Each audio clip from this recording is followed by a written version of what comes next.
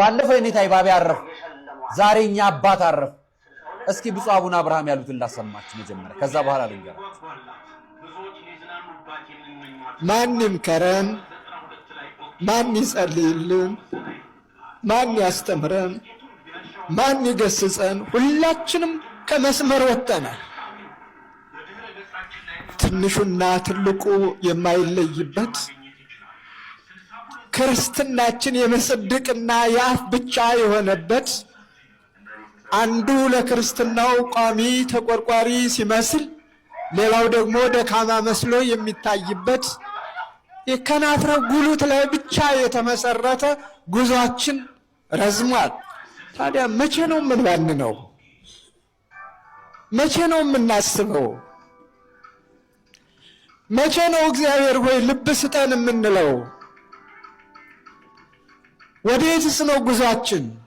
ወዴትስ ነው የምናመራው? ራሳችንን እንጠይቀው።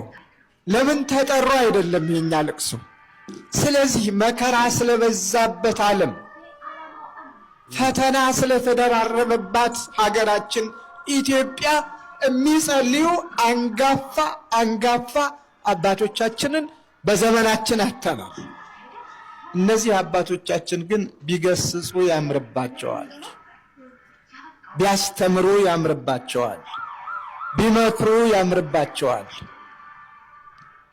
ለኔ ለራሴ መካሪዎችም ስለነበሩ በጸሎትም የሚያስቡኝ ስለነበሩ እንድበረታ እግዚአብሔርን በተሰጠኝ ኃላፊነት ያለምንም እንከን እንዳገለግል ሁልጊዜ ራሴን ዝግጁ እንዳደርግ ይመክሩኝ፣ ያስተምሩኝ፣ ይገስጹኝ የነበሩ አባቶች በመሆናቸው እጅግ አዝናለሁ። የኖሩት ዕድሜ አንሷቸው አይደለም፣ ልብ አድርጉ። የኖሩት ዕድሜ ብዙ ነው። በተለይ እኒህ ባይታዊ ብዙ ዘመን ኖረዋል። ወደ 115 ዓመታቸው ነው። ይህ ዕድሜ በዘመናችን ትልቅ ዕድሜ ነው። የበዛ የተትረፈረፈ ዕድሜ ነው። ዛሬ ላይ ወጣቷ እንደ ቅጠል የሚረግፉበት ዘመን ላይ መቶ ገሌ ተብሎ የሚጠራው ትልቅ ዘመን ነው። ልጅ ታመኑ አይደለም። ብፁዕ አቡነ አብርሃምን ያስለቀሳቸው የእኚህ ባህታዊ ማረፍ ነው። እኚህ አባት ታላቅ አባት ናቸው። በአባይ በረሃ ውስጥ ለረጅም ዓመታት ቆመው ሲጸልዩ ሲሰግዱ ሕይወታቸውን ዘመናቸውን ያሳለፉ አባት ናቸው። አራት አይናው የኔታ ይባቤ በባህታውያን ሲከሰሱ፣ በሌሎች ባህታውያን በአጭበርባሪ ባህታውያን ፍርድ ቤት ሲቆሙ፣ ሲታሰሩ፣ ሲንገላቱ የአብነት ተማሪዎቻቸውን የእውቀት ጥግ እያስተማሩ ልጆች ያፈሩ፣ ካህናት ያፈሩ፣ ዲያቆናት ያፈሩ፣ ምዕመናን ያፈሩ እኚህ አባት አረፉ። እያረፉ ነው።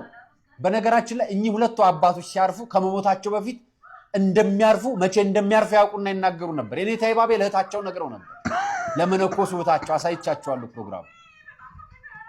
እኚህ አባት ደግሞ ቀሲስ ዘበነ ለማ ኢትዮጵያ እንዲመጣ ያደረጉበት ምክንያታቸው ስሙት። ቪዲዮ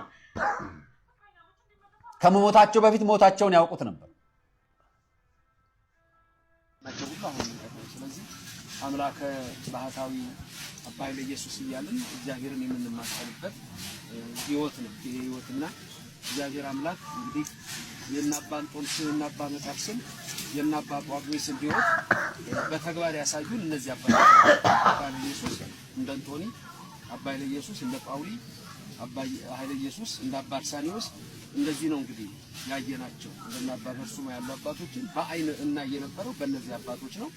እና እግዚአብሔር ደግሞ እሱ በፈቀደ ደግሞ አሁንም ያሉትን አባቶቻችንን እድሜ ሰጥቶ ለሀገር የሚጸልይ ለዓለም የሚጸልይ እንዳያሳጣን የእግዚአብሔር ፍቃድ ይሁንልን። እኔ እንደታመሙ ያው አስጠርተውኝ ነው የመጣሁት። ቀኑንም ተናግረው ስለነበረ ከዛ ሳምንት እንደማያልፍ